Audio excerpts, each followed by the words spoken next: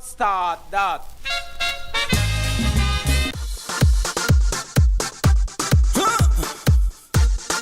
Caribbean people, it's Belizemix.com.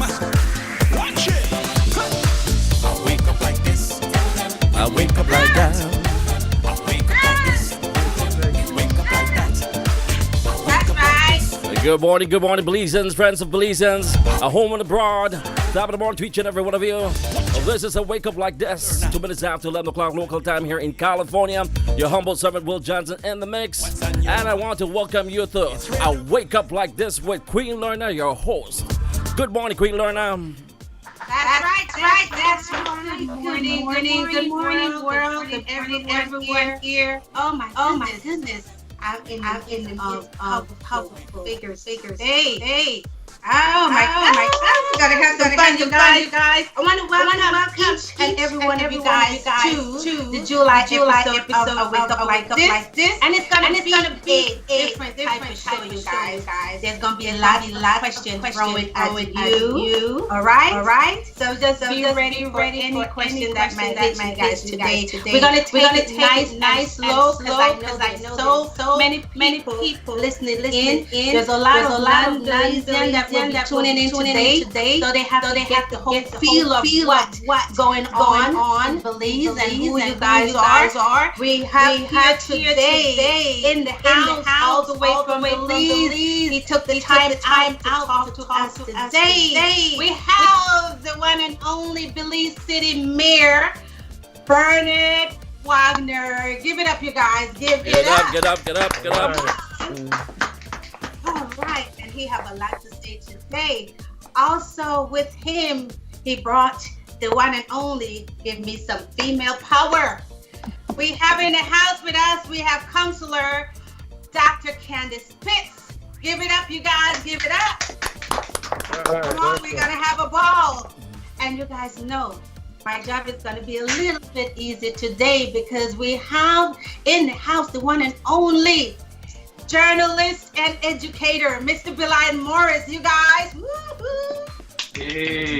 Hey. And guess what?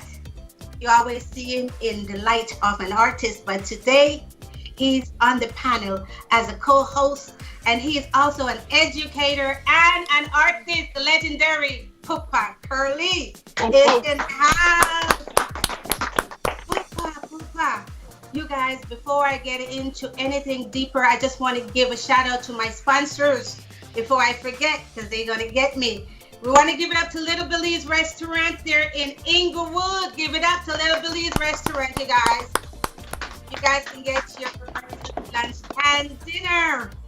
And we also want to give up to Probis Tax and Accounting. Give it up. Probis. And all, yes. We have a new sponsor in the house. We have the transportation. So when the mayor gets the chance to come back after all this pandemic is over, we have the transportation that will be servicing you. We have Turton Transportation Services. All right, you guys, give it up for Turton in Transportation. All right, and we also have the one and only Radio Belizemix. Thank you. Only brother Will. Yes, their brother Will, the one and only. Okay, so now this is gonna be fun.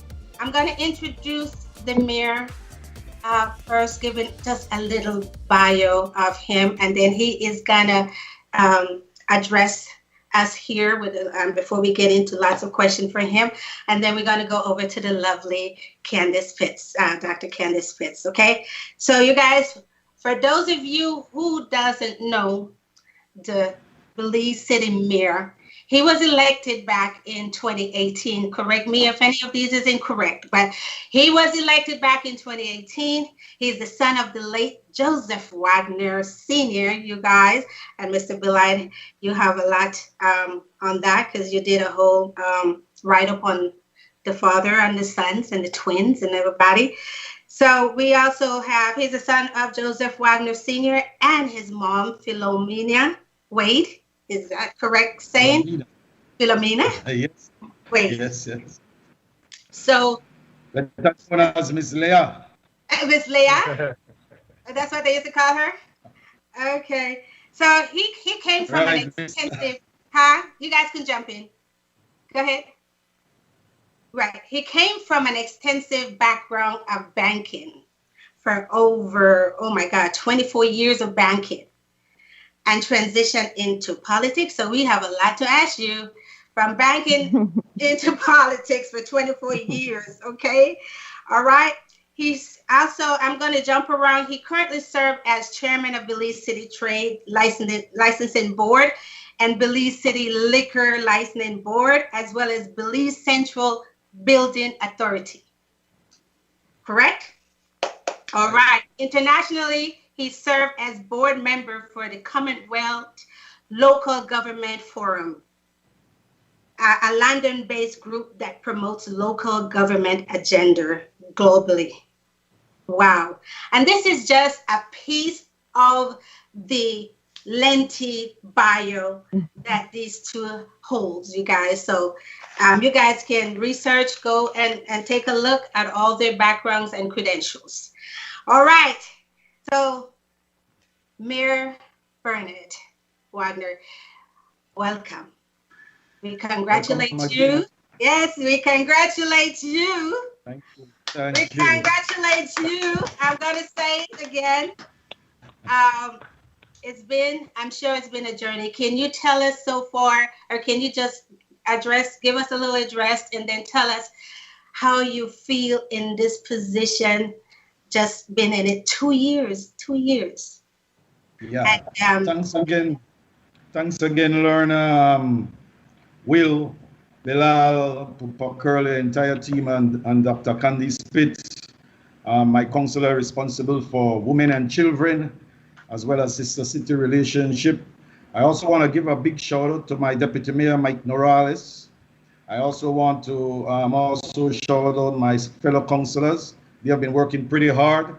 The diaspora brothers and sisters living in all the areas that Bilal highlighted to me just a while ago. Belizeans at home, right? Social media viewers, radio listeners, it's great to be here. Actually, our trip, we were supposed to get a trip to Los Angeles this year. Unfortunately, the pandemic came about. Actually, it was me and Hugh Pipersberg and a team that were supposed to go to Los Angeles. We visited New York last year as well as Florida. And we were planning a big trip for the Los Angeles, and that did not. Thanks to Lerner and the team here, and we were to having us here, right? I first want to always give thanks and praises to God, to Jah. He continues to guide us. He has been the bedrock of all my decision making, and I also a big thank you and express my humility in being given the opportunity here to serve as city mayor, right? I feel that being a mayor is an incredible job. It's really an incredible job because you are always in touch with the people. Being a mayor, you are in real touch with the communities. That is the essential part, and I want to speak on some of my values, the genesis of my humility, some of how I came about growing up in a very poor beginnings in the Niels Pen Road area. My mother used to be born and bred, but one thing my mother and my father used to always teach us that don't let your current circumstances, right, dictate where you're going to be in the future. And one thing they always told us to do is dream and dream big, and that is the message I want to say to all my young brothers and sisters in Belize City, in some of the south side area, in the north side area, across the entire country, that don't let your current circumstances ever dictate where you want to go in life. Continue to dream big, and pursue those dreams. Not only dream, but pursue it, and set short-term, set mid-term, and set long-term goals. But all of those has to tie in to your long-term plan. And so I'm very privileged and humble to have been given the opportunity to serve as the mayor of Belize City. It's been a challenging job coming out from the banking sector, coming out from a structured environment, going from private sector to public sector. I had to adapt, and I had to adapt because in public service, there's not this, you don't have this long learning curve. In banking, I had a long learning curve. I was in banking for 24 to 30 years. And so during that course of that journey, you learn things and you learn to adapt and you learn from your experiences. In public life, Bilal, it's quite different. You have to learn very quickly and be able to charter programs and initiatives that benefit the people. Wow. All right. Belide, Papa, do you guys have anything to add to that? Let me just inject to say, first of all, I want to welcome the mayor. This is historic because the last mayor that we graced our shores here in Los Angeles was Mayor Zenaida Moya. And Brother Bernard, you lucky that sister that came with you may one day, who knows, may be the mayor too, you know, because Zenaida Moya made a historic visit here, my brother, in terms of getting key to the city. I mean, I don't think that Darrell Bradley could have touched that. And in terms of how she came as an invitation from the University of Cal State Dominguez Hills, you know, as a person of black-brown heritage. But we were very proud of her because she was able to embrace the community in a very positive sort of way. I guess Lerna remember those stellar performances that she made at Inglewood City Hall, Los Angeles City Hall, and also at Carson City Hall. But you was supposed to be that dynamic second person in terms of Belize's first male mayor that could have maybe sort of juxtaposed beside the legendary Zenaida Moya. In that I say that is that my brother Hubert Pipersburg mentioned to me about 3 years ago that since you have came to become the mayor, that this stellar visit would be possible. And so we were looking at something bigger, to have a town hall, to put right. Mayor Wagner in a town hall, to let the people come out and see you, like we have done with a lot of our town hall meetings and stuff like that. But the pandemic put a damper on it. We were ready. But I want to say in the spirit of my brother Pipersburg, which I am still very mourning his passing. And I know that he was your economic advisor, played a role in sort of, so I remember my meeting with him in 2019 right here at my home. And he was so very excited about the programs that you has embarked on and that you were ready to do for the city of Belize City, right? And I want to, first of all, ask you, what is the latest, or what is the status of those programs that my brother Hubert Pipersburg had laid on to me last year in 2019 about the work that you and him, and along with your dynamic city councilors like Dr. Candy Spitz, was being embarked on? Give us a little update on those programs. Yeah. Before I get there, I want to tie in back what you said with the former Mayor Moya. Yesterday I was in City Hall and we have this wall of honor that we have in our City Hall there.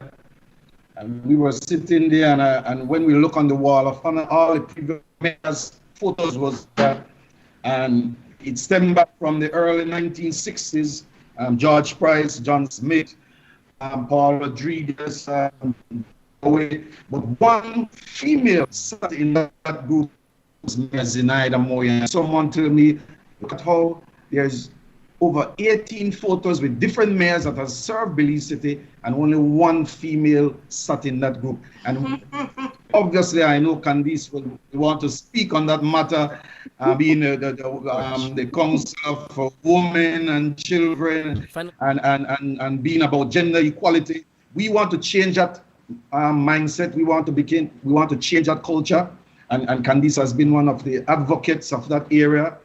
But coming back to Hugh, again, you know Hugh, he was a man of many hats, right? And one of those hats was being that voice for the diaspora. And many times when we traveled together, he would always be speaking to me about we got to integrate. We got to bring in the wealth of talent that is overseas in our Belizean people. We need to harness those talents so that the country benefit. And so we had a lot of programs that we wanted to achieve. One of those key areas was this diaspora test, and we just launched that the other day, the Hubert Pipersburg Diaspora Desk, where Awesome. that desk will serve. Awesome. Yeah, that desk will serve as a bridge that bring the some of the concerns of our diaspora brothers and sisters, and having that one-way link direct into the city council to deal with property taxes, to deal with trade license, to deal with setting up a business. I know a lot of Belizeans living abroad want to own a piece of land. We are always involved in auctioning of lands, and they want to participate. So we are looking at conducting virtual auctions where those Belizeans living abroad that have not been able to own a piece of land can benefit by participating in those auctions virtually, with just being on the computer. So that was one of the key areas that we have set up. He was also big on entrepreneurship. He was big on that. He wanted to change the entire culture of Belize of being working for someone, going to school, getting your education and getting a job. He was about being your own boss, and we are pleased to announce that just 2 weeks ago we were able to launch the BAC program, right? The Belize City Entrepreneurship Program, and that has been really going well.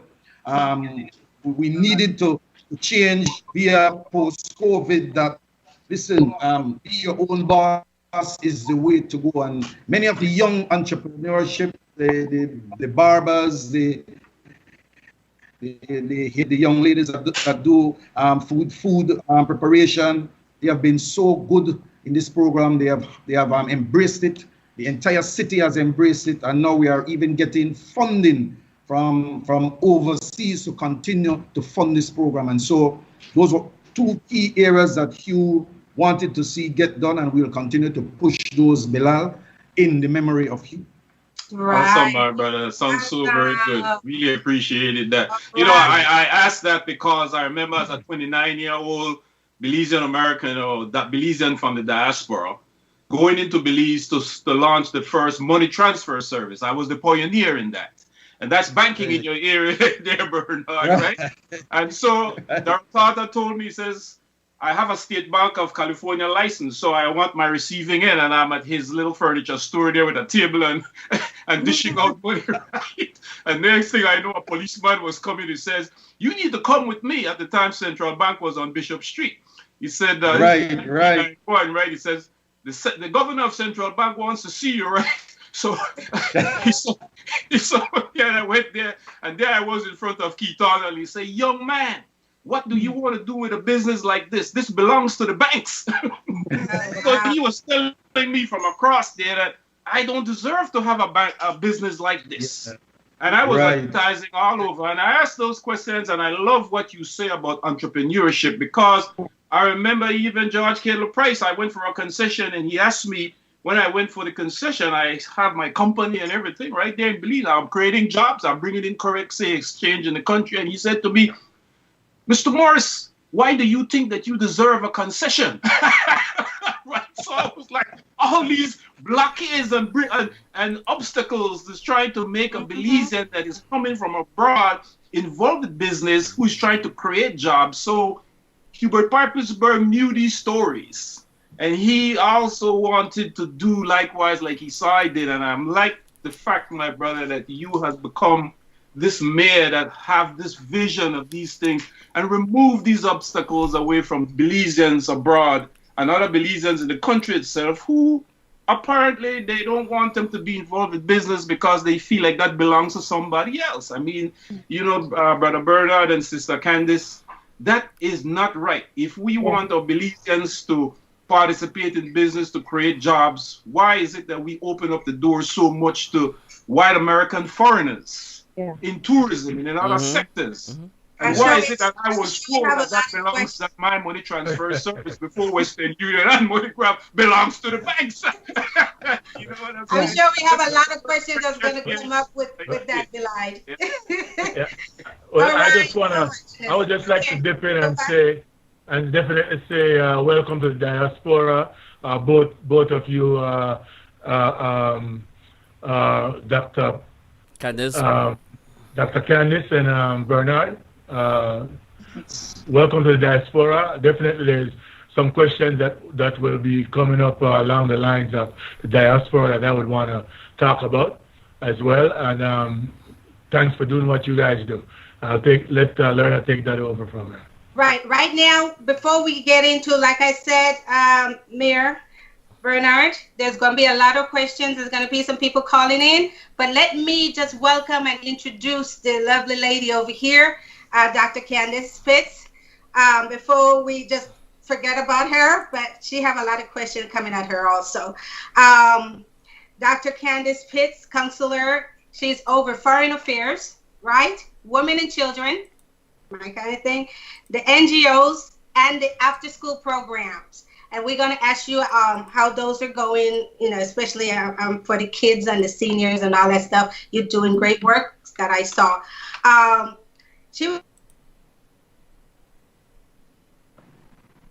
And so that was an educating thing for me. And she obtained a basketball scholarship.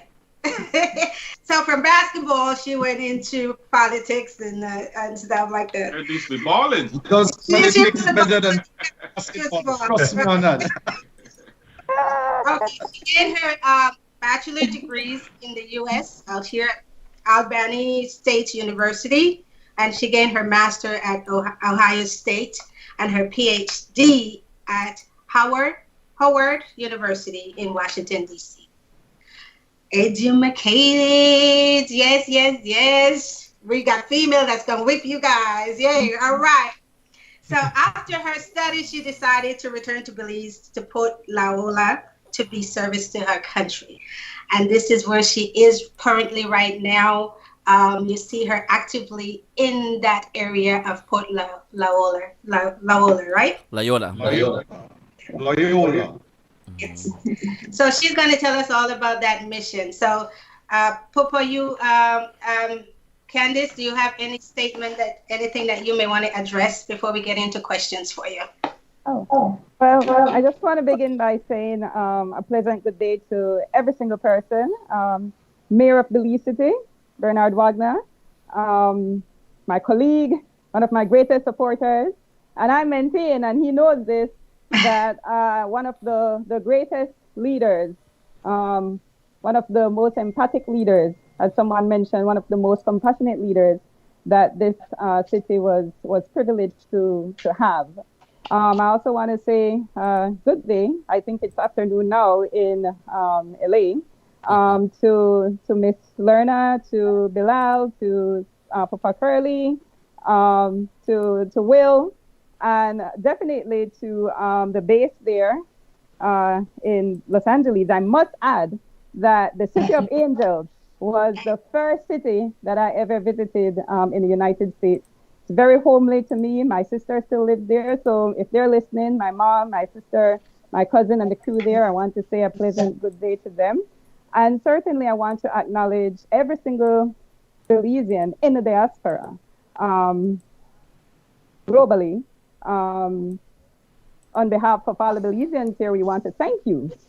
You're not only the torch carriers for our country on the international scene, the bearers of our culture, the bearers of our pride, the bearers of the ethos of this country, but you also contribute tremendously back home, whether it's assistance to your families and friends or charitable donations. You know, you help in terms of our economy and to continue to build the foundation of our country. So most certainly, we thank you. And of course, we empathize with those who are in some of the epicenters of the pandemic. At this point, we have been trying to contain, COVID here at home, but we know that there are certain states in the United States that continue to be plagued and ravished by this pandemic, and so we empathize for those who are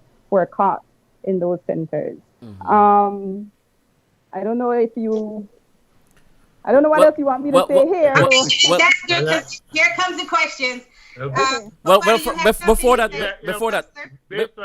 based on what you said just now, definitely, I would want to first go back to the basketball. What position did you play? I know that's a little lighter, but what position did you play? I used to play the forward. Forward, all right.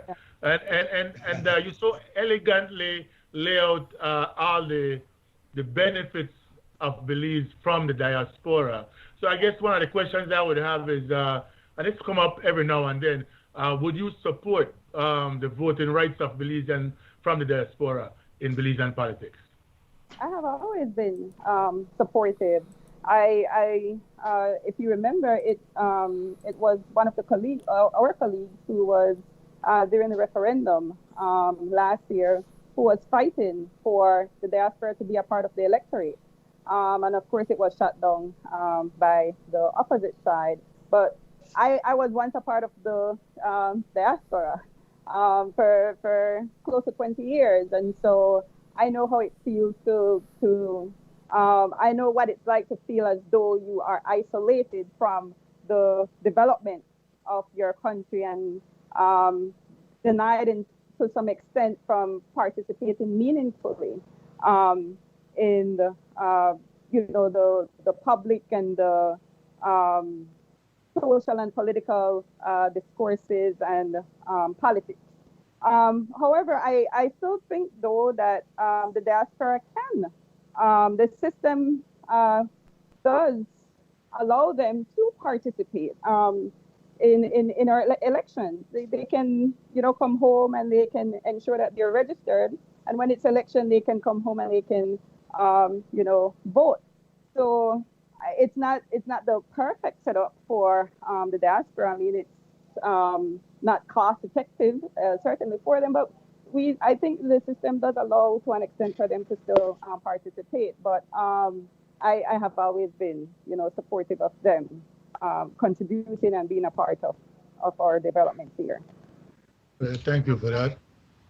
I want to ask a follow-up question to Dr. Candice Pitts in terms of that very voting rights initiative for Belizeans in the diaspora. One of the things, Dr. Candice, is that our Constitution seems to be a sort of a mockery to our own development, because in the Constitution of Belize states that no country that claim the country of Belize, its people, cannot become citizens of Belize. Why are Guatemalans citizens of Belize? What's the question? Sorry? Your Constitution, I know you know your Constitution very well. Yeah. But as a follow-up question to Papa Curley's question in terms of Belizeans in the diaspora being shut out of voting rights, being that they tell them, oh, you have to drop your American citizenship to come and vote. You have mentioned that, well, we can still come there and register to vote. But the point is that there is a problem in terms of hypocrisy, in terms of our governance, especially with this present government, in that the recent re-registration process that went on in July 2019, July 1st, it was a big thing in that the Barr administration did not want to resurrect the 7th Amendment for the main fact that it felt that it feared the diaspora in voting. It feared that the diaspora would top the balance. And so he found some infraction in the law. But I come back to say, again, quoting the Constitution, no country who claims the country of Belize, its people cannot become citizens of Belize. Why are Guatemalans citizens of Belize and are voting in Belizean elections and appears to have first-class Belizean citizenship? That is definitely a violation of the Belizean Constitution in terms of Belizean Americans who are natural-born Belizeans, cannot participate in the electoral process, being that they are telling them that you're serving two masters. You need to drop your American citizenship to come home to vote there or to participate or to hold political office. That is Yeah. totally wrong, because look at the I Guatemalan, the background of the whole Guatemalan thing, and a yeah. violation of our constitution. Yeah, I understand your question now, and I do believe that you're asking me to speak on behalf of an administration whose practices and policies I categorically don't agree with. Right. And But your and opposition also I shares that have view. well, but seriously, an administration that we know consistently can amend the constitution and amend the law for their own pleasing. So I don't want to go too far on that, but I don't know if the mayor wants to add to it, but that's my position. Yeah, I Would you think that's like a to add question to for the it, Mayor? mayor as well. Would you like to Yeah, add to it? I fully support what Dr. Candice is saying. I believe that the diaspora brothers and sisters, I believe in a dual citizenship, that you are contributors to the Belize landscape, that you all contribute to the Belizean economy in so many ways, in helping assistance with education, sending back those funds, sending back the barrel now and again for your family. Why is it that you all are not allowed to participate in the election and being able to vote, right? Meaningfully. We have, as Bilal was saying many times, where Guatemalans citizens are being brought across the border to vote. And that again is a political mischief. We got to change that mindset. We have to harness, I believe in harnessing our Belizean people, whether you are from the diaspora, whether you are from Belize. Once you are born, bred Belizean, I believe that you should participate in everything that is Belize. Good. I like that. Well, Mayor, what I would want to say, a follow-up question to the mayor in terms of your municipality in Belize City, being that you're just the mayor of a city, of a municipality in the country of 6 or 7 municipalities, that you would say, right? That you are just one of those Belize City mayors. I think that we need to, first of all, give you credit for establishing the diaspora desk. And I know, as Dr. Candice Spitz was mentioning, that one of the colleagues was one of the most ardent supporters in pushing the Belizean diaspora vote and participation in the electoral process and to hold political office in that country. I think that, as Dr. Candice was saying, she lived abroad for 20 years, so she understands what it's like to live abroad and to be a Belizean that live abroad. But I think one of the also important steps that a lot of Belizeans, Mayor, cannot really do, and I did it, is to go home after being 30 years, 20-some years, and go home on the ground in Belize and deal with the real thing on the ground and participating and becoming that Belizean on the ground in contributing to the country. I've felt that. I've been there. I know what that is like, because I've done it. Our brother Hubert Pipersburg also followed suit and did that. And I think he was pushing the Belizean diaspora vote very, very, very passionately. And also that you gave him a hearing in terms of that. But the process is that what I want to get from you, Mayor, is that apart from setting up the desk, because the government said that under City Ellington, that they also had a diaspora desk under the Ministry of Foreign Affairs. But what is that? What is that desk? We still question it, but what did it do? We questioned one of the persons who I think was a Golson daughter or somebody that headed that desk. And she couldn't answer questions in terms of, well, what are you doing in terms of serving the diaspora? And you just have a desk, it's just a dress rehearsal. You know, it's just a cosmetic thing. What are you going to do as the Belize City Mayor in terms of making it possible to address that, particular like Kareem Musa has done in the National Assembly?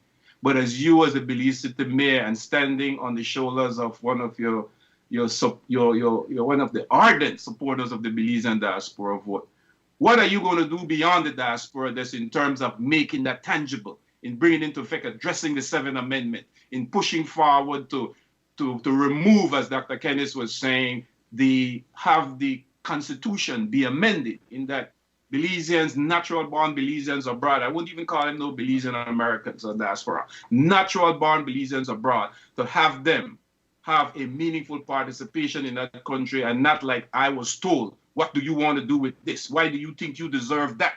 You don't understand this discrimination against Belizean Americans from abroad to have a meaningful participation in development country. Even when I lived there, were you Belizean American think going to go on with that? Why are you calling me a Belizean American? When I stayed in EPR teaching my students, who's your leader? You don't even know. Bob Marley. No, we can't have that. We have our own. So I would piggyback on that and just go back to the same question, you know, where the support for the voting rights for the diaspora coming, because with voting rights you could definitely change certain things, and I think Dr.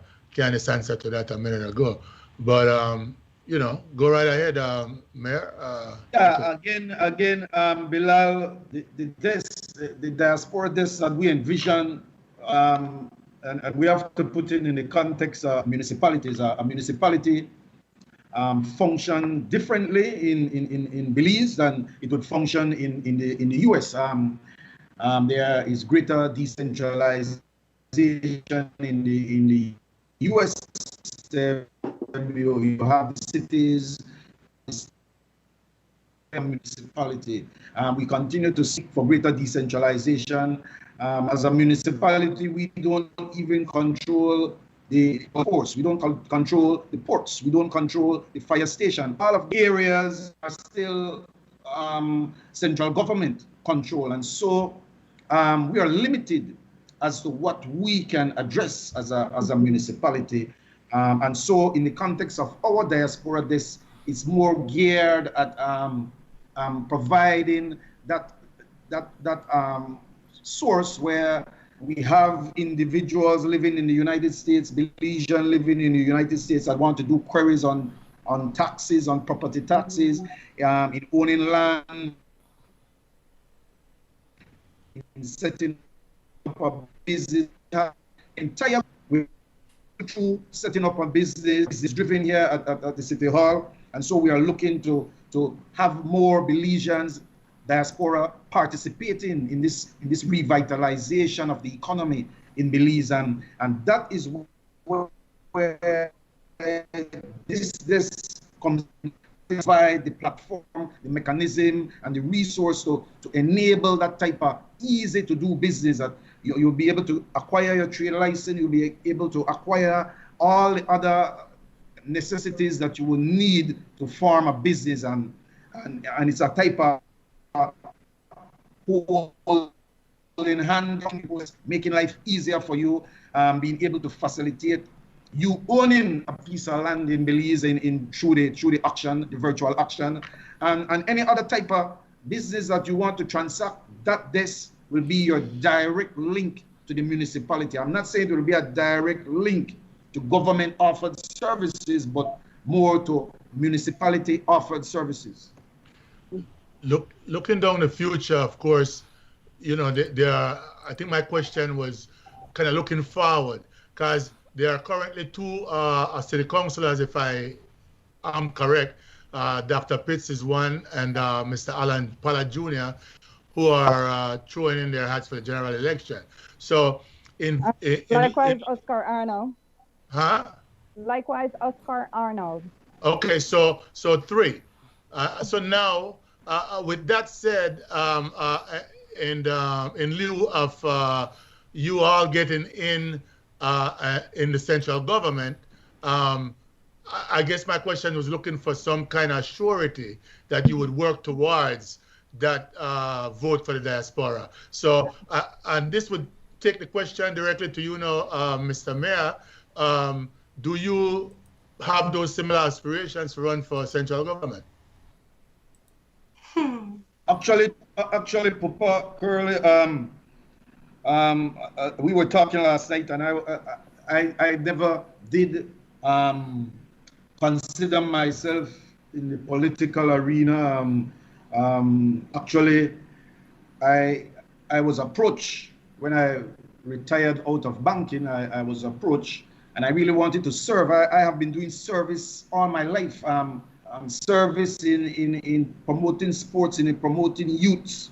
That has always been the driving factor behind me. It was not about politics. It was about delivering for the youths, delivering meaningful youth basketball programs, sports program.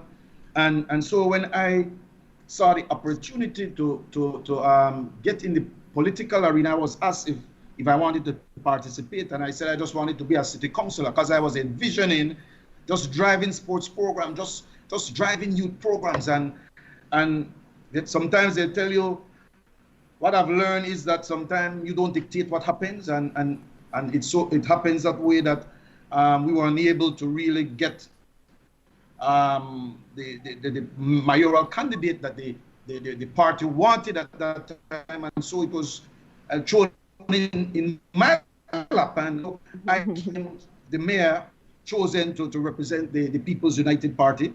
I never backed down from any challenge. We were facing a group that has not lost, who had not lost like 12 elections. 12, they were in for 12 years actually. They had done tremendous infrastructural work in terms of infrastructure. So we were going up against a very opponent. Many nights, Candice can vouch for it. We are always saying, like, the first when we went on the campaign trail, we were innocent kids. Like we went on the campaign trail and telling Candice, what will we tell these people? What will we tell these people? So it's really, being a mayor has really humbled me, but it has not made me lose my roots, lose my vision where I want to take this city. It has also taught me to continue to listen to people, to listen to their dreams, listen to people's aspiration. We have so many people out there in need, and that is what is the continuous driving factor behind me. I sit with people each and every day, Bilal, right? People have dreams, and so I want to continue to evoke that inspiration. I continuously try to inspire them and try to lead them in a direction of saying that this is where you want to go. Don't give up on your dream. Many of the young kids in the South Side, I came from the South Side. I was a young guy walking in the streets barefooted. My mother used to sell bread and bun. Candice did sell Johnny Cake. When we used to go to Queen Square School, I had one tennis that would last me for a whole year, the old peg tennis. But my mother always said, don't ever let what you are change, dictate where you want to go. Exactly. And that has been the driving force behind me. And that is the message I continuously tell to the young kids on the South Side, the young kids on the North Side. You can continue to dream, right? You can continue to dream and dream big, and it will come. I believe in this law of attraction. That is what continued to guide me. I'll tell you a story. I won't be long, but this is a correct. Whenever I go on to meet school children, when I went to school, I always used to pass. At that time, it was the Royal Bank.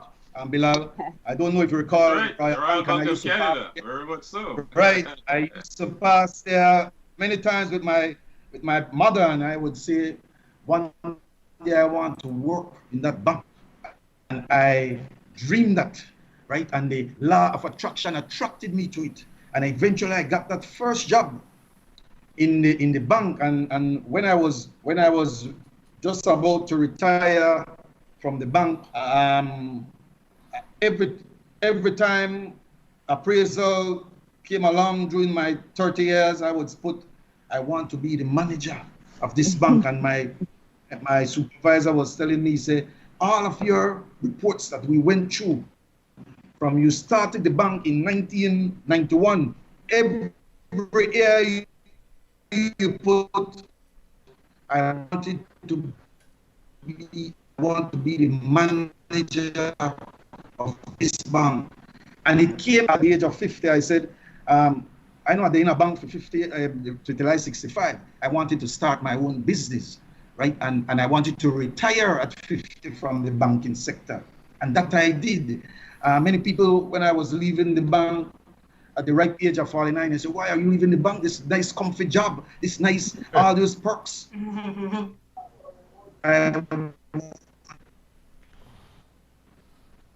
Oh, we're losing the mayor. Press up a little bit. So in the meantime, we're going to throw a little music in there, Will, so we can come back. Sure, certainly. Yes.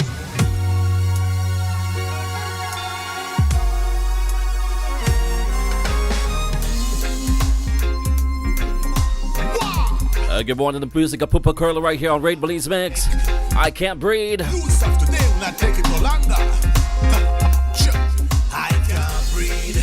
Take your knee off of me neck. Want equal justice with him and respect. I can't breathe. Not a nigga, not a speck. Teach I fish you could keep. In the meantime, Mayor Bernard, if you can connect to a hard wire, you're kind of breaking up with the Wi-Fi. Just a message to you. Your wicked master plan. I lynch me brother, Papa, rape me mama. Holy by his strife, he kill with culture. Like a phoenix, keep rising above you. Remain the vulture. Then you ask me why we full of anger. Listen where the Papa utter. I can't breathe. Take your knee off of me neck. Want equal justice with him and respect. I can't breathe. Not a nigga, not a speck. Teach I fish you could keep that check. I can't breathe. Take your knee off of me neck. Economic justice, that's what I expect. I can't breathe. Away the boy they pay protect. Too much force, so I feel listen can't panic. The 1% have all the wealth and them a ask me why we have a poor health and every day them a sit down and plot and how them could deny with this and that and to the underprivileged and the poor. We not go take it no more. Get up, stand up and bust down the door. We not go lay down on the floor. I can't breathe. Take your knee off of me neck. Want equal justice with him and respect. I can't breathe. Not a nigga, not a speck. Teach I fish you could keep that check. I can't breathe. Take your knee off of me neck. Economic justice, that's what I expect. I can't breathe. Away the boy they pay protect. Too much force, so I feel listen can't panic. Divide and rule, that's the order of the day. Justice for none, so my hunted like prey. Youths have to day now go lay down and The music of the one and only Poopa Curly, yeah. I can't breathe. Let's just talk quickly about this song, Miss Lerner, if you don't mind. I just want to ask Poopa about this song because this was a very important song that was stemmed from the incident that happened here in the United States. Tell us about it, Poopa Curly. Well, pretty much the song is inspired by the recent murders and lynchings, if you will, of George Floyd in particular, but inclusive of many others, from Sandra Bland to Breonna Taylor, from Tamir Rice to Philando Castile, you know, which ended up with no justice for the victims or their families, pretty much. The title of the song is basically a metaphor for all the ills of the system against the poor and the underprivileged as a whole. And the more things change, they remain the same pretty much, you know, produced by Carl McGregor. Right. From the Bamika Bandula family, you know. And you can definitely find the link to this song as well as the other 3 songs that you guys so graciously previewed for me in the past at www.toughcoffee.com. Toughcoffee.com. I don't know where you get that from, but that should be able to remember that. Toughcoffee.com. Oh, Lord have mercy. You could definitely find all the links there. And I would want to just add this one last piece before I end here is please follow me on Spotify and or Apple Music and subscribe to my YouTube channel and be the first to be notified when the album drops shortly. Oh, don't go anywhere, Papa. We have a lot of songs to feature from you. I just wanted to talk about that one song. Yeah. Wait, all right. So, no worries. All right. Listen up. Papa Curly, what's the name of the song? I Can't Breathe. This one is just can't breathe. Well, you know what's interesting? Well, I will definitely share that song on my page. But it's resonating with me as I was listening to it, because I'm not too sure if you all have been following the recent developments with the stevedores and the Very much workers at so. Oh the yes. port Oh yes. authority, and what transpired to be a blatant kind of overreach and abuse by law enforcement. Apparently, it wasn't supposed to be that way. At least that's the way that it was explained in the media by the Attorney General and the Commissioner of Police.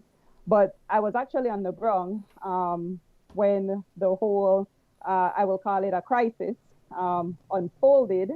And I was able to witness step by step what actually took place. And it's still very difficult for me to reconcile what took place and the kind of explanation that was given in the media. In fact, if you see footages from the news, many of those protesters were shot in the back. They Oh were shot yes. in the back, which Cowardly so. indicated that they were walking away, or at least they were retreating. You know, they weren't any kind of aggressors, and they were not violent. In fact, I was standing very close to the president of the CWU in the first line of the protesters that was closest to the GSU, and I did not hear them read the riot act. I did see a conversation between the president and the deputy commissioner of police, where perhaps it was during that time that some act was read to him, but I didn't hear. What I heard was that we will give you all 2 minutes to exit the compound, or we will, open fire. And as soon as I heard that, I knew I wasn't out there for violence, and no one was really.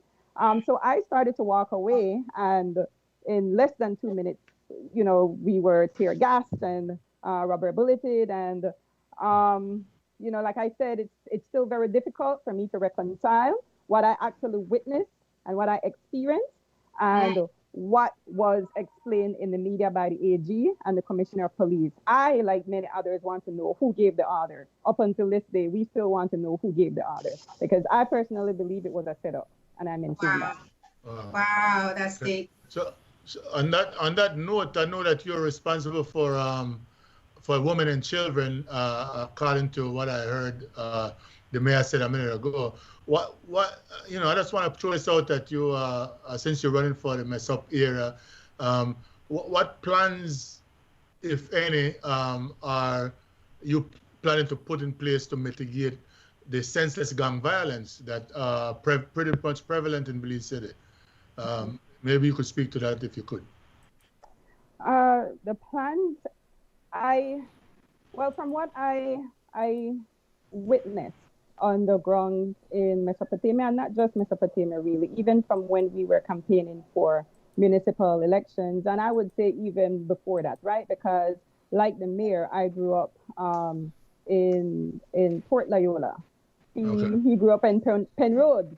I grew up, the street after Faber's Road, which is really not too far away from where the mayor grew up. That I was exposed to gang violence. I was exposed to many of the social ills at a very young age, and I still live here. In fact, I made a conscious decision after my studies in the United States to return to where I grew up. So I'm still witnessing what I had seen, growing up as a child. But one of the things, and I think this also inspired me to accept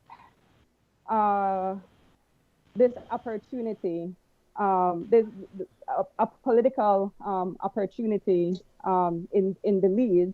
I know that I myself, or my brothers, the ones after me, because the two before me, they actually experimented with that life that they were exposed to. The rest of us, it could have been the very same if we were not exposed to opportunities to counteract those negative activities that we were exposed to. Like for me, I almost did not attend high school because my mother didn't have the money to send me to high school. So I can empathize with many children in that in a similar situation, right? Many of them, indeed, their families cannot afford to send them to high school. And if they are to school in general, and if they are not, if they do not have those kinds of opportunities, then what else? What alternative do they have? Fortunately for me, a friend of the family, a Canadian movie director, actually, my father, he and my father had done a film. Incidentally, it was about drugs on the streets of Belize, right? And as a way of compensating my father, this is a part of the story I had never told to anyone. But as a way of compensating my father, he actually paid my first year to attend Palote, and that was how I was able to attend Palote. But if that did not happen, I could have been one of those young people who would have fallen by the wayside. And again, if I did not receive a scholarship, a basketball scholarship to leave Belize to study in the United States, and another scholarship to attend Ohio State, and another scholarship to attend Howard University, my trajectory could have been very different, or it could have been similar to those young women who are allegedly a part of gangs, or those young men who are allegedly a part of gangs. The point that I'm making is that if we want to curb crime, if we want to curb violence, we have to provide these opportunities, and it just cannot be lip services. It cannot be lip Totally. service. I'm sorry. And you know, I know, as I've mentioned, I know personally how it feels to not have the opportunities. And like the mayor said earlier, that sometimes your destiny just fall in your lap. I am a firm believer in God, and I also believe that, you know, my path is, you know, divinely orchestrated.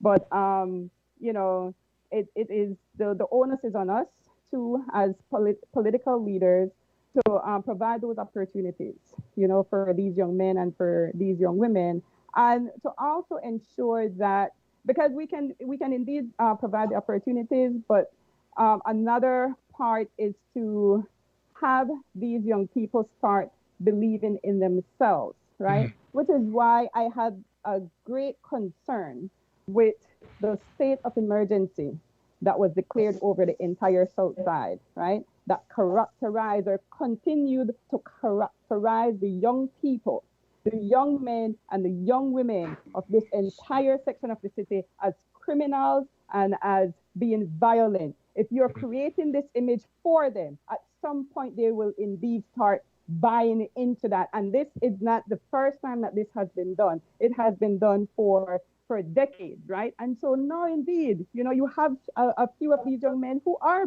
you know, buying it. It's, you know, there is this theorist, Louis Althusser, and he theorized this whole concept of interpellation, where he argues that people are called into being, right? They're called into being. And he gave an example of, say, for instance, you're walking down the street, you have Bilal, you have Miss Lerna, and you have Bernard. And someone behind you, three are walking down the street, and someone behind you says, Lerna. Bilal will not look back. Chances are Bilal will not look back. Chances are Bernard will not look back. But there is a great possibility that Lerna will look back, because Lerna's name was called. She was called into being. And so he argues that it is certain ideologies and certain state apparatuses that call people into being. And some of these ideologies and apparatuses are the family. Your family call you into being. Your schools call you into being. The churches call you into being. The police call you into being. The prison call you into being. For instance, when you take a look at a school such as Sister Clara Mohammed School, right? Compared to a school such as Belize Elementary School, you know that Sister Clara Mohammed School is largely underfunded, right? And so you kind of expect the performance, the educational performance, the academic performance of the students who attend this school, right? Likewise, you can also anticipate the academic and the social performance of those students who attend a school such as Belize Elementary. This is how your school calls you into being in a society. And likewise, someone declaring a state of emergency over an entire section of a city characterizing young people as criminals and as being violent. They're calling them into being. And this, as I've mentioned, has been happening for decades. And so now you're dealing with the monsters. I mean, the gangs. If you're saying that you are arresting people or you're charging people for gang activities, who created the gangs, right? You know what the construction of the gangs are in the United States. These are rich people, right? These are these are people who don't have to usually don't have to worry about how they are going to put food on their table. That is not the case here in Belize. These are some, disadvantaged, unemployed, uneducated, young people who you're claiming are a part of gangs. I mean, I am just not buying. I am not buying into. Okay. We have a call. Also, we have a caller. We have some calls coming in. Hold on, guys. To both Mayor and Yeah, go ahead. Hold on, guys. Dr. Ken just sort of. Hold on, Belide. Hold on One minute, Belide. Get these questions in. I want to just quickly say, are you going to be taking calls, Ms. Carolina? Because there's somebody with a call online. Yes. Do we put them on right now, or you just want to come back from? Let them come on. Let them come All right. on right now. Good morning. Go ahead, sir. Hello. Hello. Yes, go right ahead, sir. Okay. Yes, the question is for the mayor. Hello, Mr. Mayor. Go ahead. Hello. I just wanted to know what can be done to. Can you hear me? He is hearing you. Yes, I'm hearing you well. What can be done to improve the street conditions of Tiger Street? The drain and fixing, it's been years since Tiger Street has been touched. All right. Thank you. The street. Go ahead, Mayor. Excellent. Tiger Street is in my Yeah, constituency. actually, that Tiger Street is those Tiger Street. Tiger Street is one of those 26 streets that will be rehabilitated within the next month. If you would have looked in the newspaper for the last month, we identified roughly about 26 streets that will be rehabilitated within the next month or so, on Tiger Street, along with the entire drainage system, will be rehabilitated. All right, go ahead. Thank you for answering the question, Mayor Bernard. Let's see if I have another call or if it's the same person calling back. Hold on a second. This is Radio Belizemix. Hello. Hi, I'm calling to ask a question. Go Or ahead. make a comment. All right, go ahead. Thank you for answering the question, Mayor Bernard. Let's see if I have another call. Don't pay attention to what you're hearing. That's delayed. Go ahead. This is Radio Belizemix. Hello. Hello? Go ahead, ma'am. Oh, hi. Go ahead. Hi, I just want to make a comment to Dr. Pitt. Don't pay attention to what you're hearing. That's delayed. Go ahead. Hello? Go ahead, ma'am. Oh, hi. Go ahead. I'm calling to make a comment to Dr. Pitts and the mayor. I commend you guys on coming on today. And I am proud of all the comments that you guys have been making. Thank you for coming in, and I'm proud to be watching and listening. Thank you very much. All right, let me just say this real quickly. If you're going to be calling in, and I appreciate your calls because it's important that we know you guys are listening and that the program is reaching and touching people, but do not have your television or your audio, whatever it is, on the listening to it back, because when you call, you're going to be hearing yourself and then you're going to be talking basically to yourself back and forth. You got to take that, lower the volume, and just when you making a call, just talk as if though you're talking to me on a phone call. That's all I'm asking the callers to do. Thank you. Go ahead, Lerna. Once again, I have to do this several times. Before we get back into the questions, I need to send out my shout out and thank you to the sponsors. And you guys know that I Wake Up Like This, which is this hot show right here, is the theme song is done by the one and only Mr. Michael Wagner. And yes, come on, give it up. Right. One and only Mr. Michael Wagner, I Wake Up Like This. Right. So I want to give it up to Michael. Clap, clap, clap. Also, you guys, my big help and technical help in the house. And from afar, my daughter, Brianna Boyd. Brianna, thank you, Mama. Thank you. Free. All right. And also, you guys, our photographer when we are at the studio, at the restaurant there at Little Belize, you guys, is Mr. Clyde Gillette. But we still have him going. Brother Clyde, Brother Clyde. Brother Clyde. He sent for the journalists in the house. Right. My sister, Dr. Tez, who has been helping us. Oh, my goodness. She's been promoting, marketing, and doing all the good stuff. And also, you guys, she is now pushing her other half transportation thing, and that's Tartan Transportation. So I want to give it up to my sister, Dr. Tez.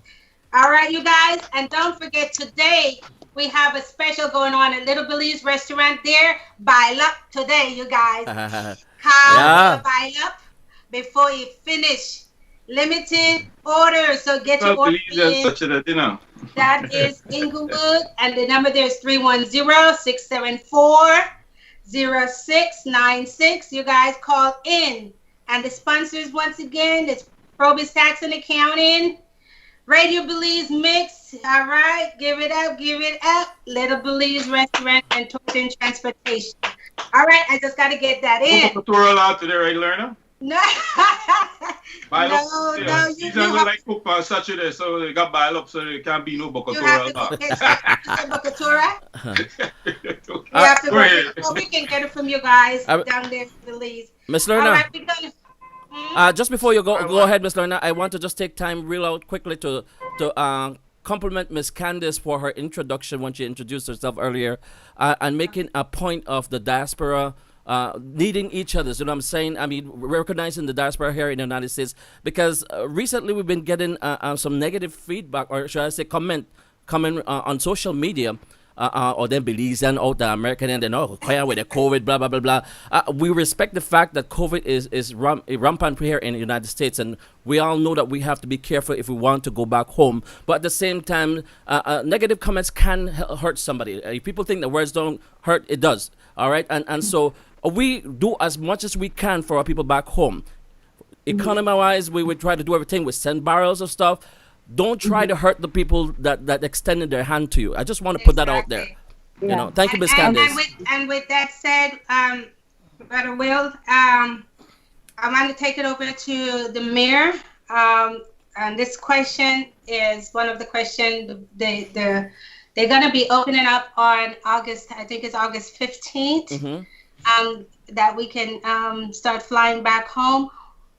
What is your take on that? Because we already heard what Will is saying about the negative comments from people back home. So now that this is going to be opening up, how do you feel about that? I mean, because we are ready to come home. I agree with Will. We have to show empathy at all times. I mean, actually, when there was the first outbreak here in the city, and it was at City Hall, and there was all this negative feedback.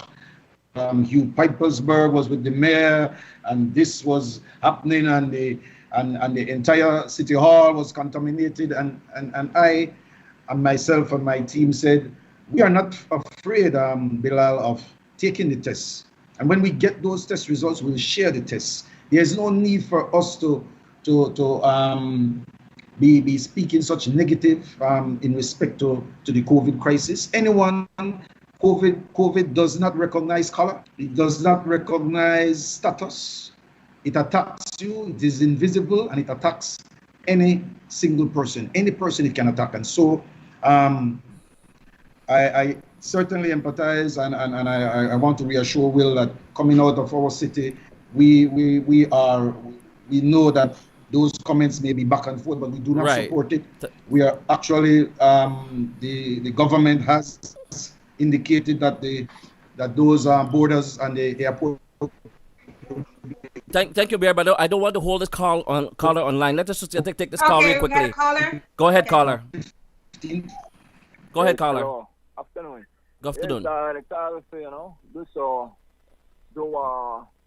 Congratulations to the mayor. And I want to follow up on what Dr. Candice said about the state of emergency, how they classify the youth there on the south side of Belize, you understand? Go ahead. Because me, as well, you grew up in a Mesopotamia, in a her division, you know, and it rough, as what she said, is true.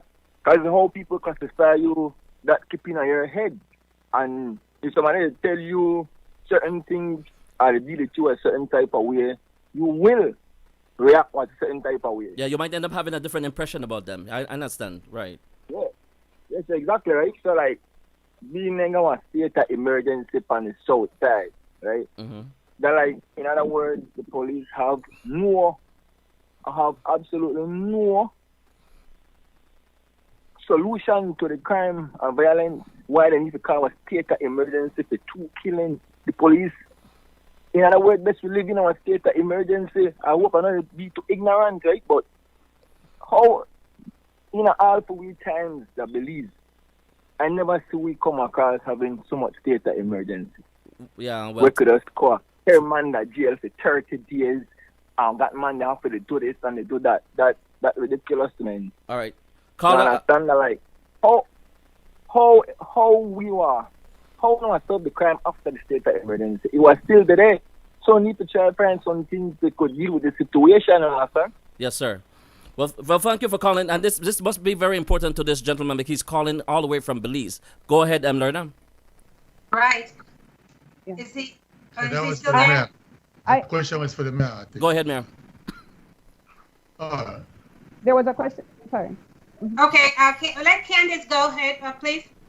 Sorry, I just wanted to follow up. I think that I don't know the young man, but I am hoping that I will be able to meet him, after the show. But see, when you walk the street and when you get to meet people, you hear exactly, you become intimately aware of their concerns and their needs.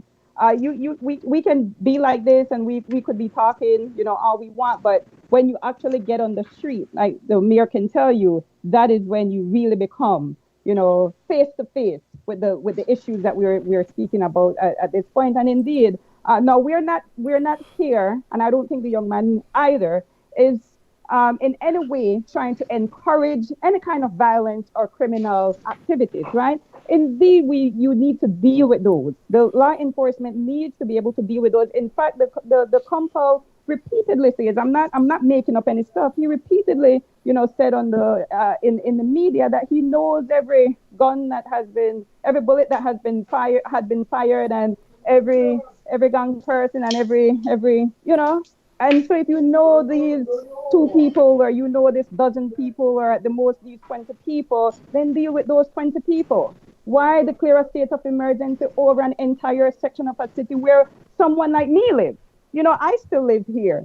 Are you, that's a blanketed kind of, description and a blanketed kind of characterization that I think is very much unfair, and I will continue to condemn that.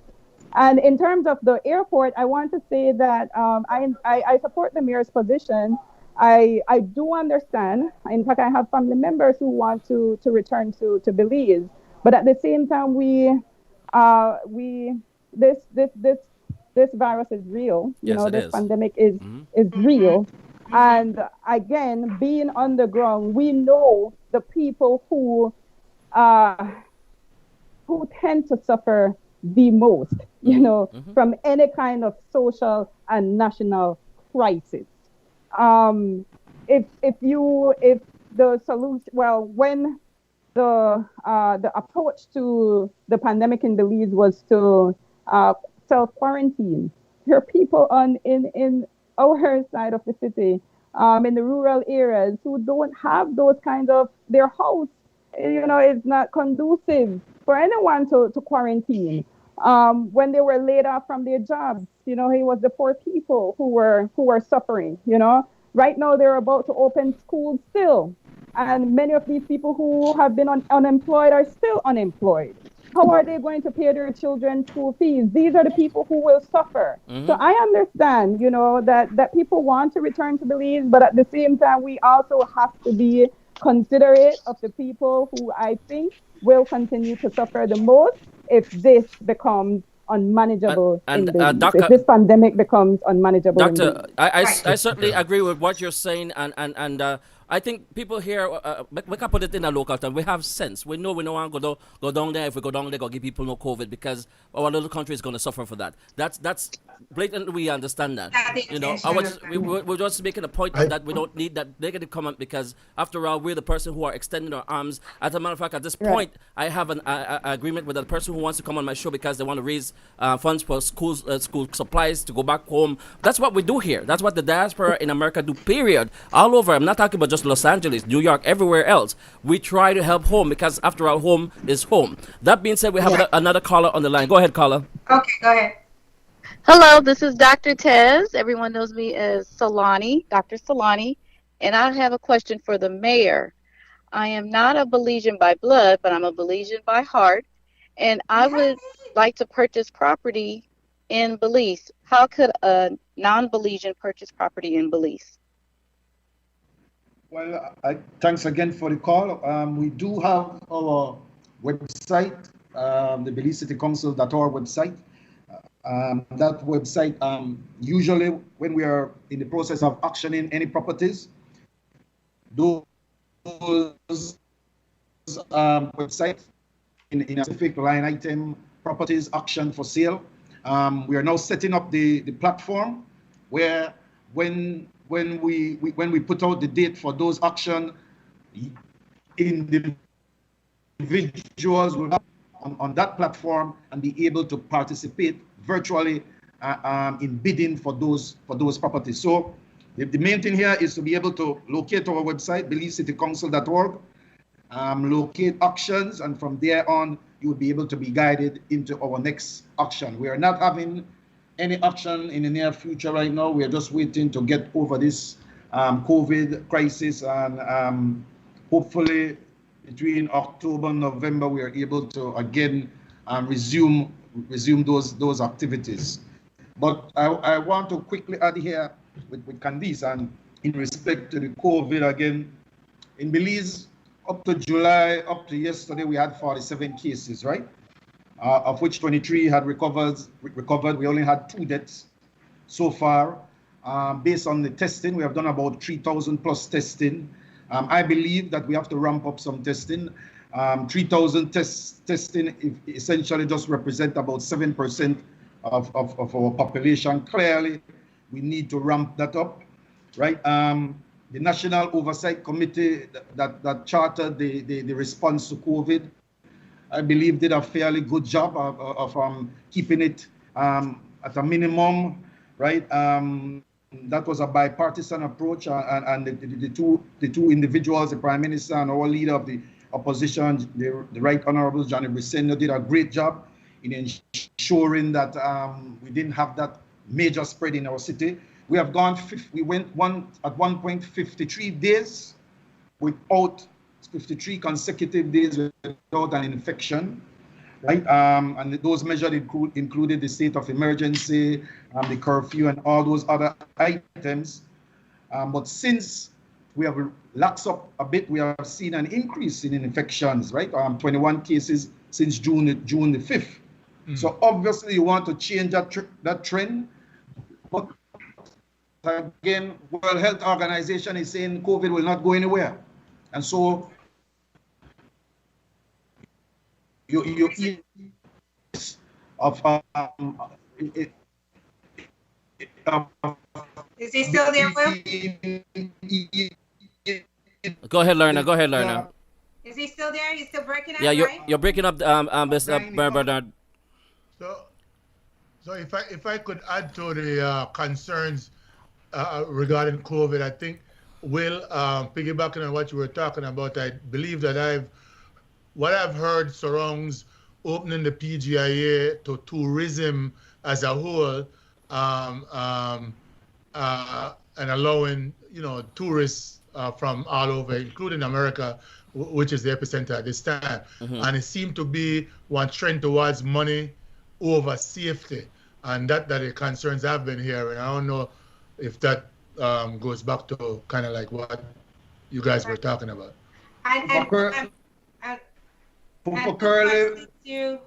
Is that Mayor? Okay, go ahead. Yeah, most countries are faced with that choice, Mr. Arnold, right? That choice of risking exposure to the virus, or we're going hungry,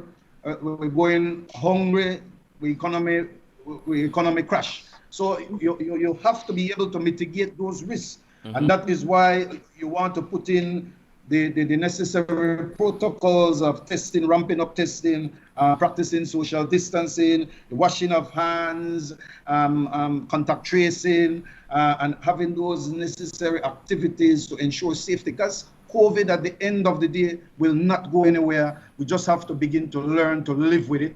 But we have to be smart about it as well. True. We have to be smart and slow. I would want to argue. Let me get this person question in, and it's also on that direction of tourism. So because that's one of our I do want to respond to that though. Huh? No, I said I do want to respond after the call, if I could. Okay? Before you forget, go ahead. No, I mean I was just going to say, totally agree with what you're saying, Mr. Mayor. However, I believe that if we have one specific country that is blossoming with this with all these infections per se, shouldn't we be a little bit more careful of the people that, I know you cannot say discriminate if you open the PGIA. So with regards to the testing being not 100% perfect in terms of the results, how would that necessarily be a benefit? And on that note too, one more thing real quick before I go. I noticed you said that we would probably go broke or whatever, the economy. Now, wouldn't this be the perfect time then to, instead of depend upon the tourism so much as the key factor in the economy, contributor, shouldn't we start diversifying, to use a financial term, to going back to the earth per se, to farming? And that takes me to a program that I have that I'll throw on the table at some time to you called NEMA, N-E-M-A, okay? And I'll talk about that another time after Right. Which has to do with the youths. It has to do with the youths and bringing them forward into a whole new economy, because I think it makes sense. So quickly, Papa Curly, I understand what you're saying, and I'm sure that the great Mayor understand, and Miss Candice and everybody understand what you're saying. At the same time, too, I'm going to be saying this is going to be a very difficult task for folks back home to be able to do. Let me tell you why. Because if I was supposed to get 14 days vacation, it's going to be the exact 14 days that I need to quarantine when you get there in Belize, because I believe when tourists get to Belize, at some point they have to quarantine before they let them out on the street. So then my vacation even over before it start. So it's going to be very, very difficult. You guys, if you can give me some input on that, let me know. Yes. Makes sense. Mayor?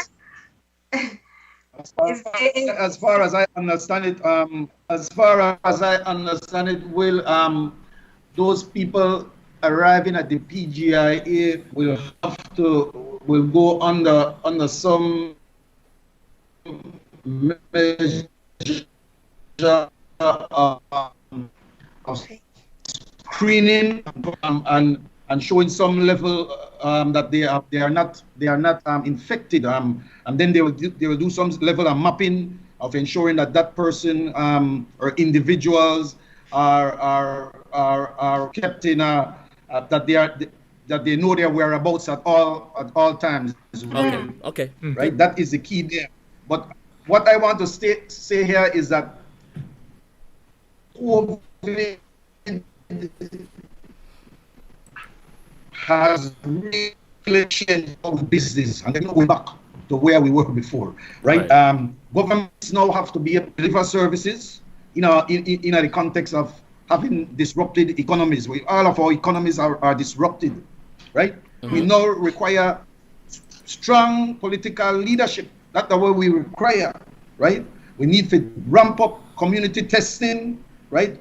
And one of the most important things, we have to safeguard the most vulnerable right, in our society. We have to safeguard those vulnerable people, right? We have to engage in local communities to take care of those people that are vulnerable, right? And like what Papa Curly said, we may have to change the way our economy is structured. We have to revitalize the economy, right? Plan long term, right? We have to look at more manufacturing, right? Pushing entrepreneurship, innovation, research and development, right? We have to begin with a new mindset. We have to change the culture and the entire economical mapping of Belize. That is the only way we'll survive this pandemic, which clearly is here to stay with us. Oh, wow. You Yeah, guys, Mayor, that is. Can I? you I want to inject very that much light? beautiful. I am so. I just listened attentively to both Dr. Candice Fitz and Mayor Bernard Wagner, and it is so very refreshing to hear good songness of these two Belizean politician that is representing a municipality, the largest municipality in the city. But I wanted to come back to the sports situation, and I see that both of you are passionately involved with youth and sports and seeing sports as an alternative to crime. What is the City Council doing presently to provide better sports programs? Mr. Bailal, before the mayor answer the question, can I take a call, Mr. Bailal? Go right ahead. All right, go ahead, sir. You're on the air live. Thank you. Good day, Mr. Mayor. How are you? Go ahead, sir. Great panel. Mr. Mayor, just like we here, where I'm in Florida, and you have Bahamas ban the United States. No, you don't want no tourism, and we could swim over there, and that's supposed to, and this would tell me that this is something wrong because they are right here and they don't want none of the tourists. See, we cannot afford what these tourists will do, and like everybody say, Mr. Mayor, we have to reverse and more proactive in this disaster because it's not going to finish right now. Famine is coming. Why the nation will be starving? Because they will have no food.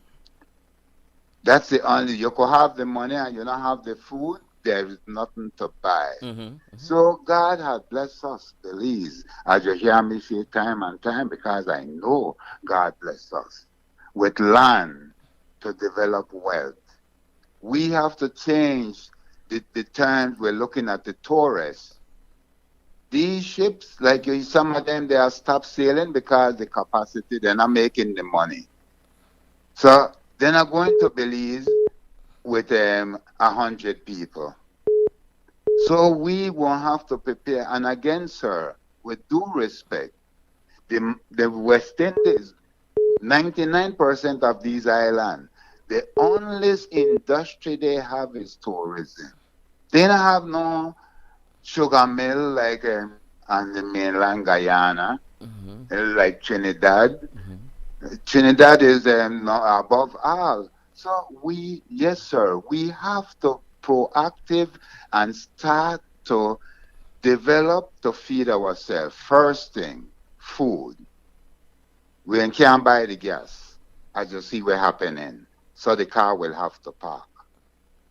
And I am willing and able to help in any area there where we're going to build up Belize, Mr. Mayor. I'm 100% with you. I am Belize Lenny. Thank you very much, Mr. Neil. Thank you so much for your call, sir. Go ahead, Mr. Mayor. I was listening to everyone speak on this issue. I was listening more than I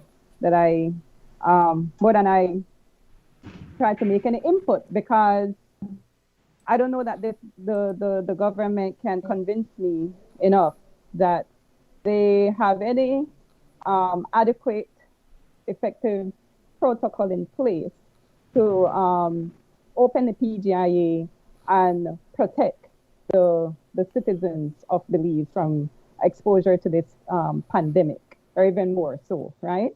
If the United States, a country with vast amount of resources, is struggling as much as it is, with this pandemic, what will make Little Belize have, the most efficient, protocols to open its borders to tourists.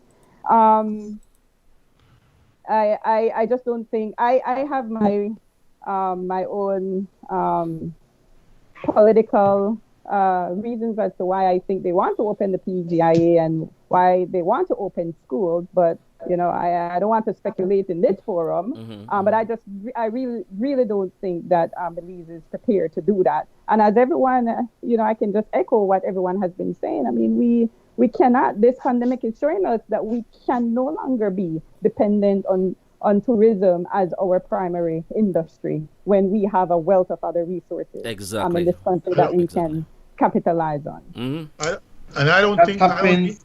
That happens, Candice, when we as a society or as a have areas. We have over 60% investment in tourism in our whole entire economy, and so there will you just can't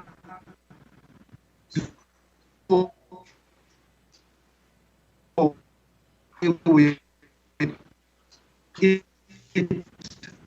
a gradual understanding that there are huge investment here in tourism, and so we have to begin to bring down that percentage where we have that high concentration in tourism and begin to strengthen those areas of small and medium-sized business, entrepreneurship, manufacturing, innovation, research and development. That is the key areas that we need to begin to concentrate on, and it will take some time. It will involve banks. Our financial institutions will have to take a different approach. Most banks, being a banker, most shy away from produce, manufacturing, and food, right? Because it's more risky for them. Most banks feel that investing in those type is more risky, but the returns is tremendous. Right? When you are investing in manufacturing, when you are investing in innovation, entrepreneurship, you create more jobs, right? And you create more innovation. You have better competition, right? The standard of living rises, right? And when the standard of living rises, the government collect more taxes, right? They collect more taxes, and the taxes that they earn are much higher than the living standards, and then those taxes can now be reinvested back into many of the social programs that we can really help the poor people. Yes, 1 second, Mayor. 1 second, Mayor. We have another call if you don't mind. Thank you. Go ahead, sir. Okay. Hello? Go ahead, sir. Yeah, Bilal, respect. Papa Corley, respect. Assam. Listen, the question I want to ask, or it's not really a question, it's just a suggestion to the mayor and to Ms. Spitz. If the youths are given this amount of trouble, and as Ms. Spitz said, that is lack of opportunity, especially educational opportunity, why can't the mayor's office set up something where we in the diaspora would contribute for some of these people to get scholarship, to go to school, or to get a good education, and at least hence lower the crime rate? Thank you, sir. Mayor, if you don't mind, I think Bilal had asked us, a question similar to that, and I don't think that we answered Bilal's question about sports. Mayor, that is your topic, that is your area of expertise. I'm sure that you will jump onto that. But I appreciate the caller's suggestion, and out of fairness to our council, the mayor has been. There isn't a death as the caller suggested, but the mayor has been every year since we have been elected providing scholarships to students who are in need in financial facing financial challenges. There was the Micah Goodin Scholarship Fund, and other educational opportunities coming out of the mayor's office. And when it comes to sports, of course, I'll let the mayor speak on that. We have this is the second annual youth basketball tournament that the city council is hosting under that falls under the portfolio of Micah Goodin for youth and sport. And even in my division itself, sport is something that I also emphasize. In fact, it's the young people now who are reaching out, and asking for the support. Just last weekend, the mayor participated in an event that was completely orchestrated by one of the young people in Mesopotamia. In fact, he named the event Run for Change. This is the generation now that wants to see change in their communities. And so they're coming forth with the ideas, and all we need to do is to help facilitate them, which is why, I continue to have that concern about the unfair characterization of all of these communities, included only criminals and monsters and violent youth. But certainly the mayor can speak about sporting and educational opportunities for the youth, since that is one of his fortes. Yeah. All right. Just to reinforce what Candice said, we came in on a platform of social infrastructure. That was one of our core pillars that brought this council in, being able to drive social infrastructure. We know that a city council is normally relegated to physical infrastructure, but we want to play an integral role in the development of our youths, the development of our women and children. And each and every year since we've been in, we have actually set up a programs department that deals with all programs: softball, football, basketball tournaments, summer programs. We have our summer basketball league going on right now.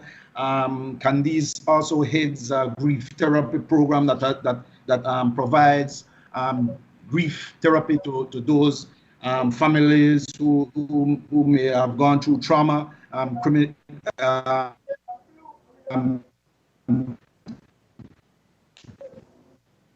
You're breaking up, Mr. Mayor. We have another call, Lerner. Is that okay with you, Lerner? Yes, go ahead, because All right. breaking up again. All right. Go ahead, caller. Go ahead, caller. Hello. Yeah, this is Gilbert Belisle, and I live here in Los Angeles.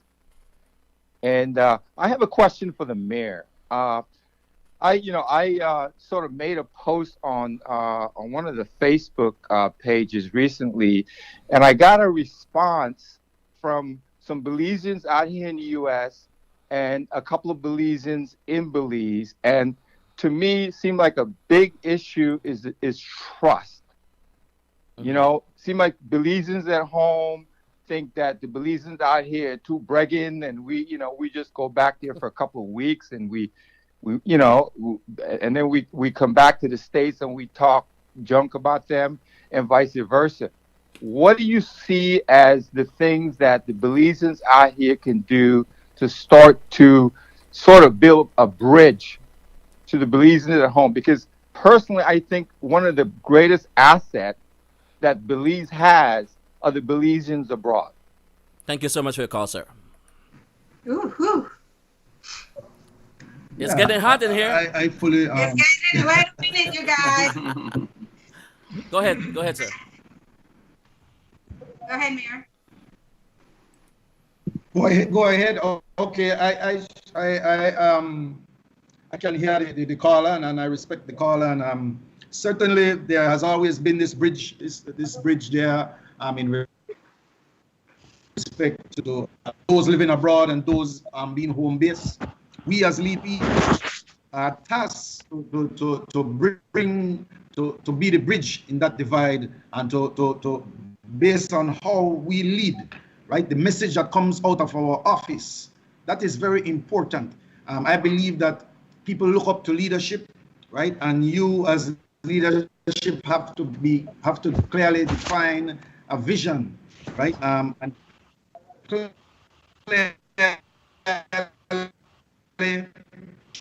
believe in the big tent approach.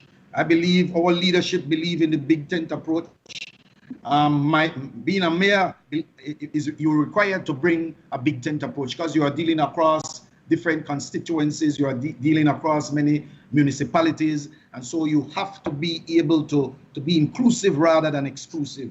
And so, and Candice can speak to this, that many times when we are in our meeting, we are always and sensitive about bringing people together. That is important. We can't allow that our Belizeans living overseas feel left out, and at the same time, we can't have our Belizeans who live here feel that when those Belizeans come to Belize that they are above them or I beneath them. No, I always speak eye level to eye level. I never see you above me or I below you.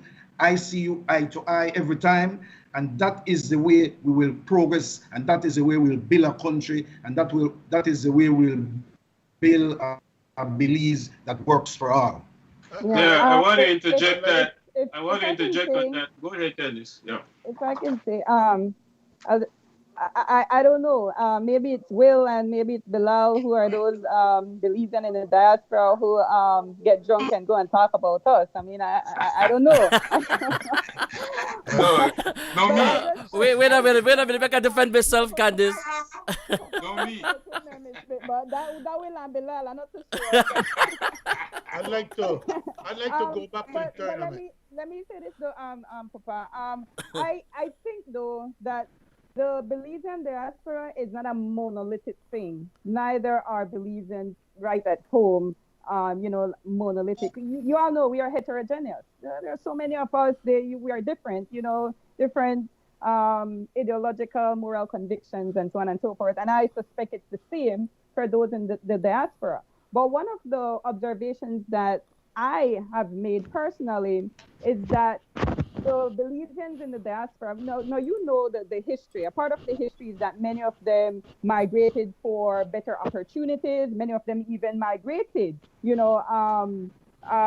for political refuge. Many of them have been victimized by our political parties. And so whenever one comes in power, they migrate.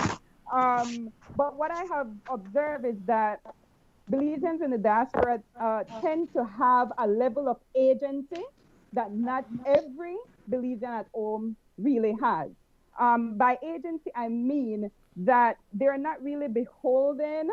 And for me, I think that they can speak very, very freely. They have been critically, and I think for the most part, in a constructive way, critically about our social and our social, cultural, political, economic, development. They have been able to hold our politicians to task more than, I think to an extent those at home, because really when they're in the diaspora, like I said, they have that level of agency that some may even characterize as being fearless, right? They don't really have anything to lose. They can speak their mind. And so this is what I really do appreciate about Belizeans in the diaspora. And I was there before, and I think I came with that level of agency, and not many at home was willing, to appreciate it. But I was like, this is what I'm used to, Right, this is my right. tradition, to speak my mind, to be forthright. And so, I really do support what the mayor is saying, that I can't see any other way but to be appreciative of Belizeans everywhere. Belizeans at home and Belizeans in the diaspora. I think it's a combination of everything that we have to offer that will take Belize in the direction that it ought to go, because it's not going there right now, but we can get it there. Let me interject. I wanted to finish this question to the mayor because.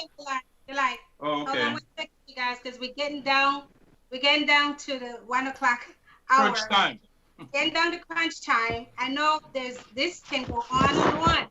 I have to kind of interject here, because there's some other questions that the people would like to know from the mayor. These are issues that we are still trying to get to.